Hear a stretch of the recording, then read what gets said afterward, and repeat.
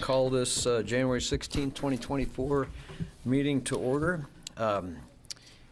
Marty, can you confirm that we have complied with the Kansas Open Meetings Act posting? I can confirm that the packet was posted and the required notice was provided. Great. Dean, roll call. Commissioner Salina. Here. Commissioner Hall. Here. Commissioner Farber. Here. Commissioner Waters. Here. Commissioner Van Coburn. Here. Chair Mike Sullivan. Here. So we have all 6 of our appointed members here in person or via Zoom, and that constitutes a quorum. So we can move on with today's business. Okay. Approval of the minutes. Has everyone had a chance to read the minutes? Mr. Chair, I move we approve the minutes from last meeting. I second.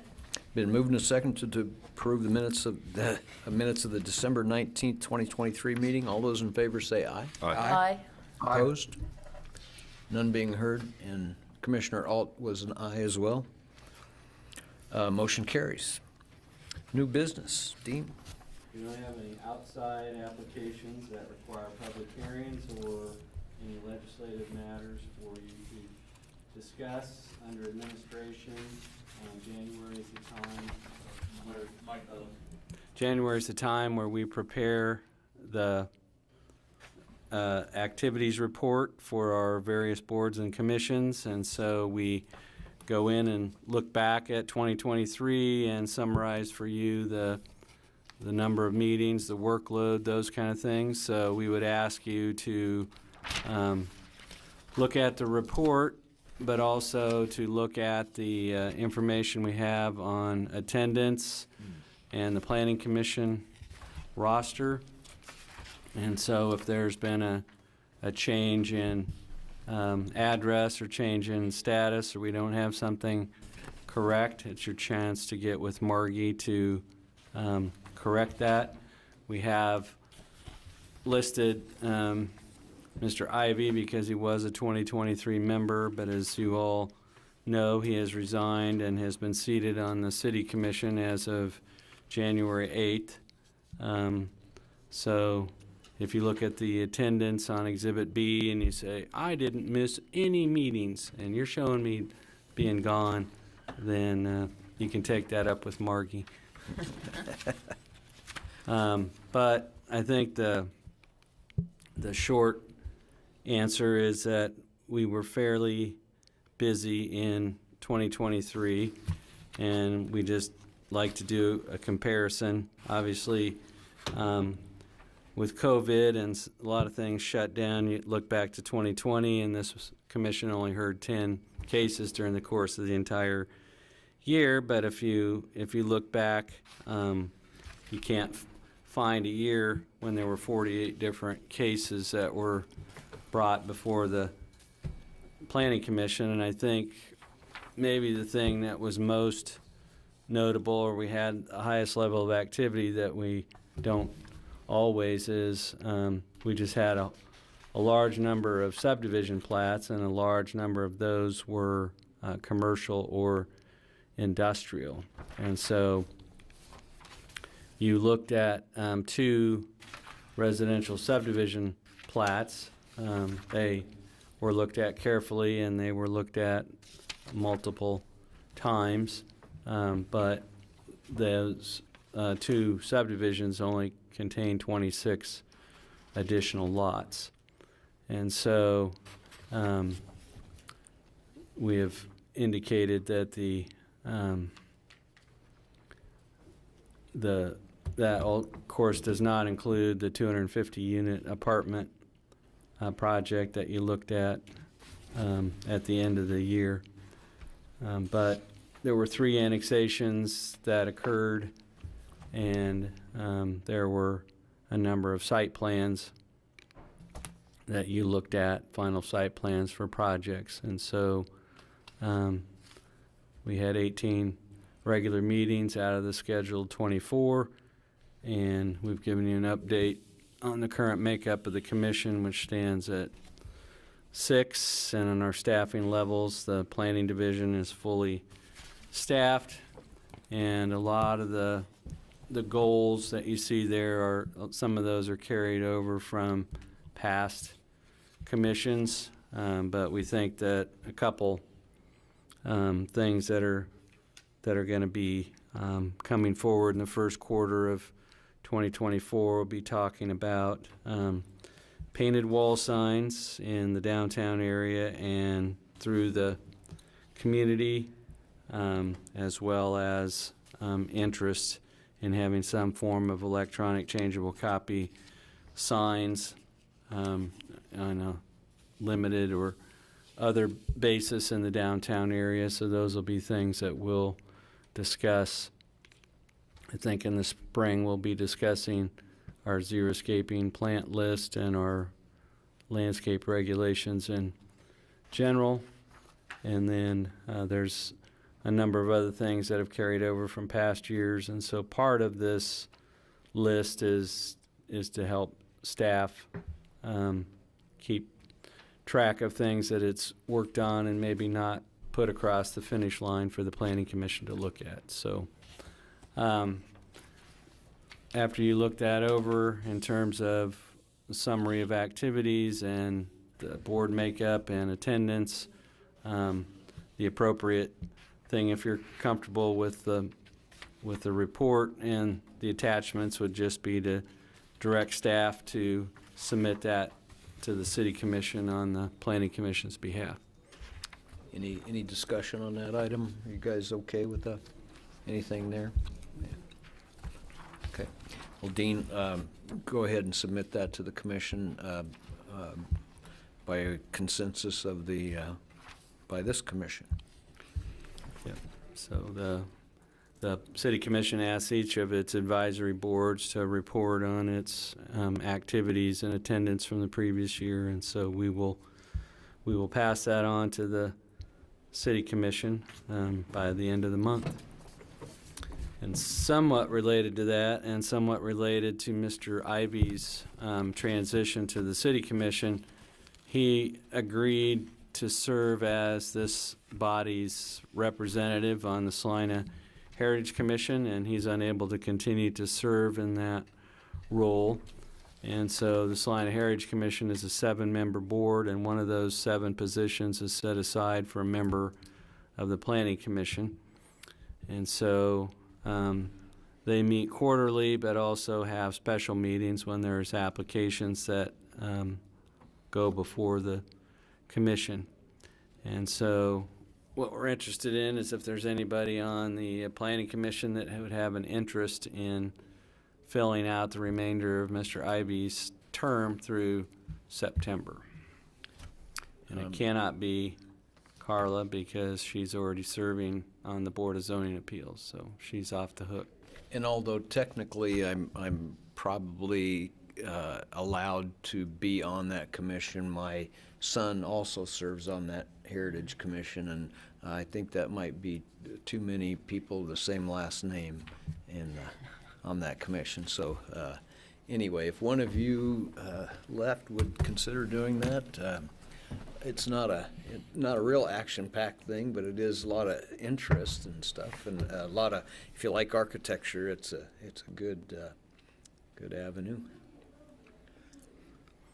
Yeah, what we've seen recently is that a number of property owners are seeking to get their properties put on the National Register of Historic Places because there are some financial advantages, tax credits that become available for renovation, and so part of the Heritage Commission's role is to look at properties to see if they agree that those properties are worthy of National Register designation. And so that's been one of the items that has come up. If you look back at the transition of the Roosevelt Lincoln Middle School into Pioneer President's Place, those buildings were placed on the National Register of Historic Places, and they utilized historic tax credits to renovate those into housing. So that's an important role that the Heritage Commission plays. And again, the meetings are quarterly, so there's not a whole lot of commitment there, but I'll do it if nobody else will. That'd be great. All right, we have a nomination for a Heritage Commission member, and all those in favor say aye. Aye. Opposed? Thank you. Okay. So that still has to be confirmed by the mayor, so we'll take that forward to the city commission, and then it will be a mayoral appointment from now through September. And we'll let you know, obviously, on the next upcoming meetings. Great. Thank you. Okay. Is that Mr. Sida? All right, let's jump We into. just had one item that is scheduled for a public hearing before, for next meeting on February, the first meeting in February, but we just wanted to when you initiated the amendment, we didn't cover much ground or give you much background about the university district sign regulations as they exist today. But one of the things we wanted to do, just to show you on page 1 of our report, when in 2018 this commission was looking at the signs for Central and South High School, and what we basically had a one-size-fits-all set of sign rules for schools, when we recognized that the campuses for a high school are entirely different than a neighborhood elementary school, but they had the same rules. So when we looked at that, originally the high schools were limited to one ground sign per campus, and the proposal that was accepted was to allow one per street frontage. And so our high schools, obviously, Central High is bordered by streets on 4 sides, South High on 2 sides. The Planning Commission felt comfortable increasing the size of an electronic message center sign from 64 feet to up to 100 feet.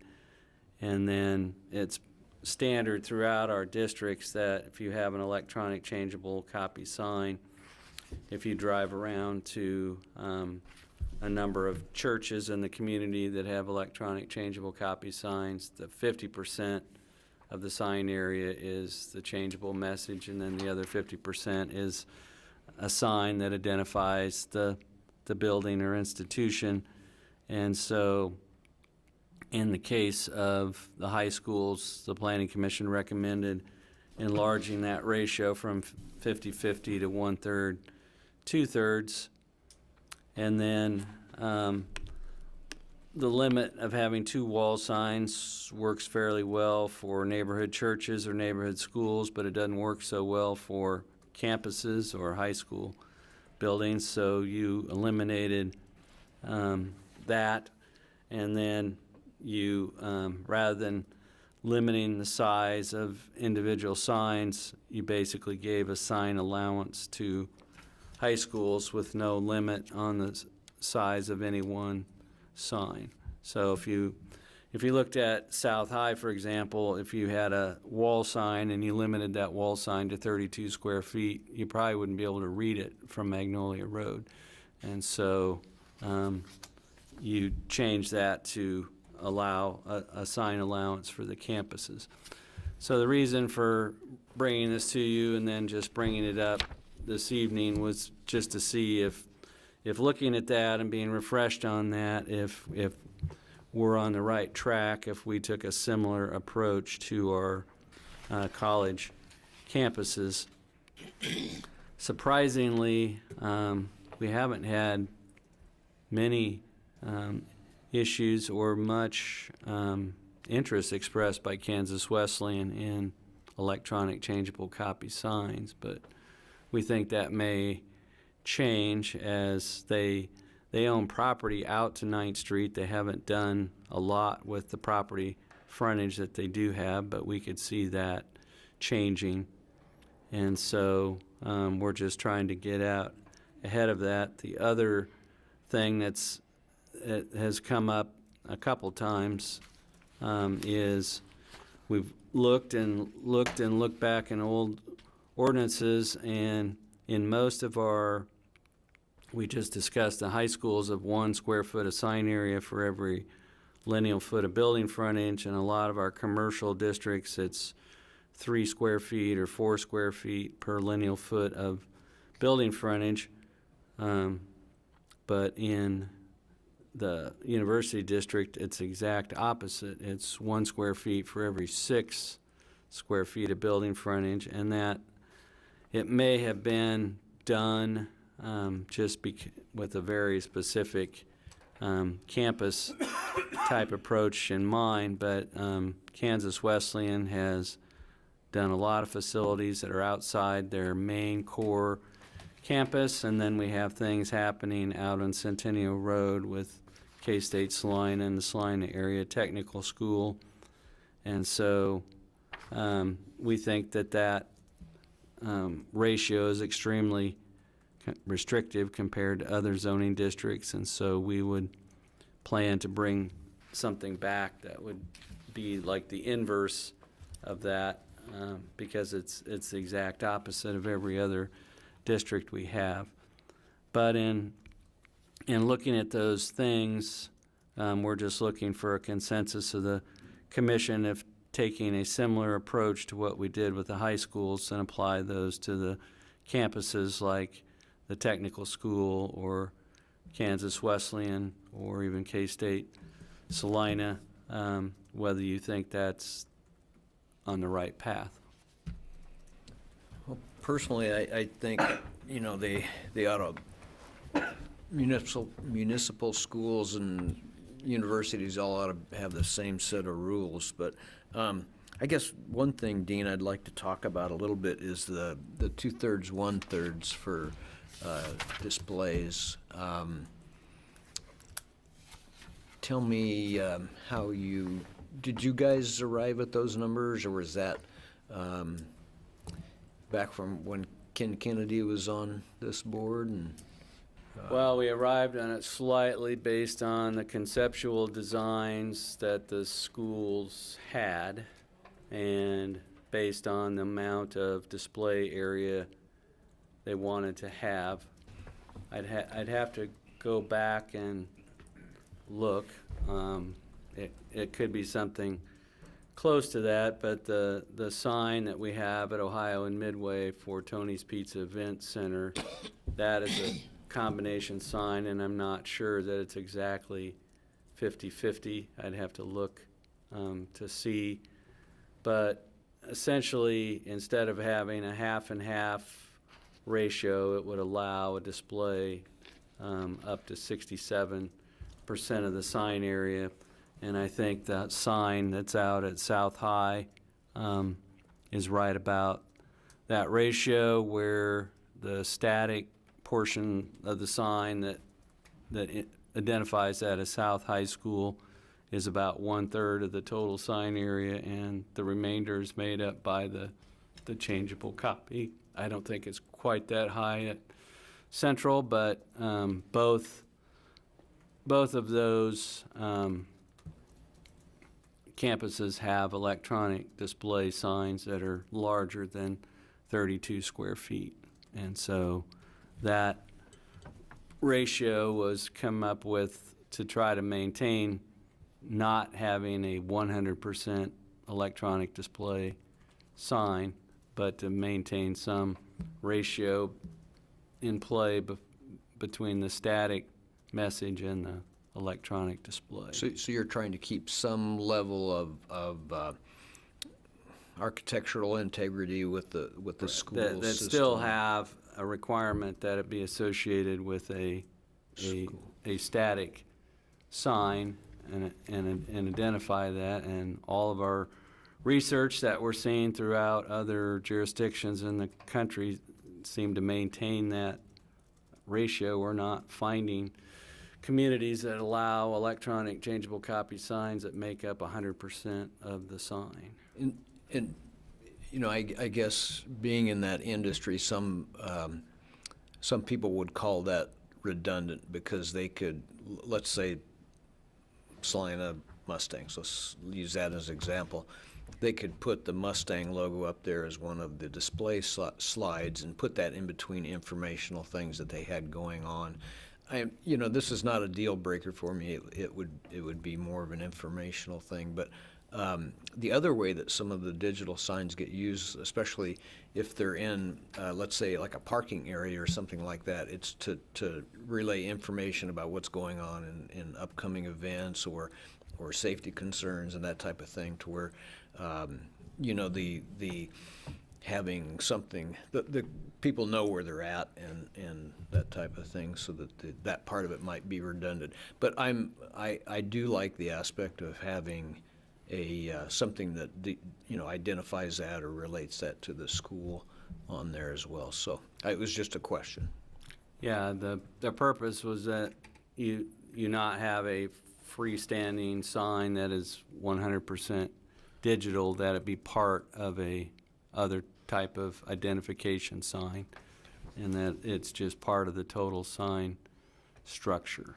But what we're seeing with Salina Area Technical School and other things, that they're coming up with designs that are beyond the 50% ratio, and so we're looking to see if that can be increased, but not go to 100% digital. That's what we're trying to maintain. Yeah. Okay. Thank you. Any other concerns or questions on any of this? Nope. Dean, we appear to be in. Because I think the main thing is, when we did this, we've had an opportunity where people can drive by Central High, they can drive by South High, they can see those signs reflect the changes that the Planning Commission made in 2018, and I have not heard. We had an issue with the site clearance division setback at the Central High sign, because they put it pretty close to their driveway coming out, and so we had to look at that. But I've not heard any comments, complaints, or issues about those signs, unless you have. So I have not. So that doesn't require any action. We just wanted to say, here's the approach we took with high schools. That's what we're looking to do here. Are we on the right track? So I just want to, Commissioner Alt, are you still with us there?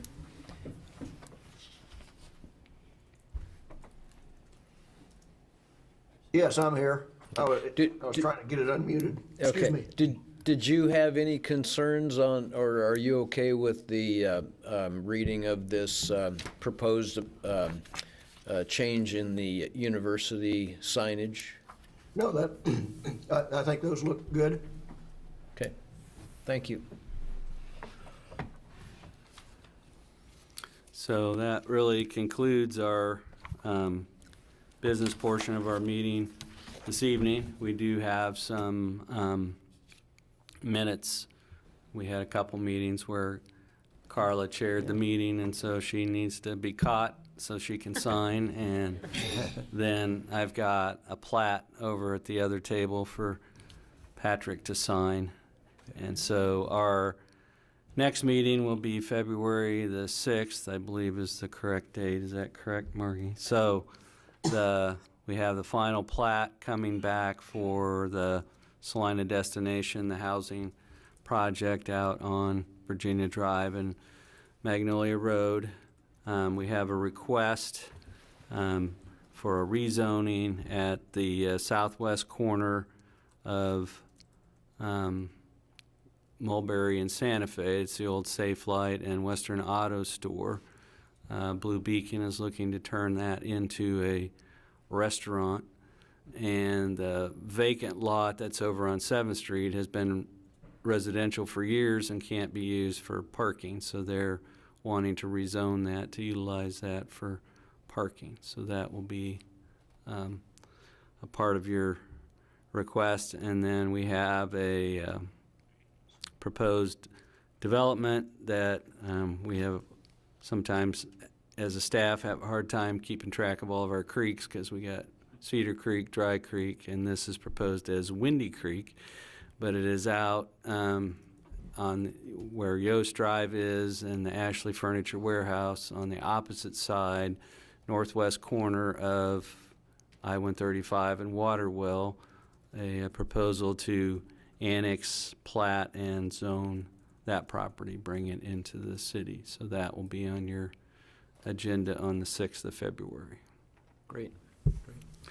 So that's what we have coming forward, and then we have some items filed for the 20th of February as well. And so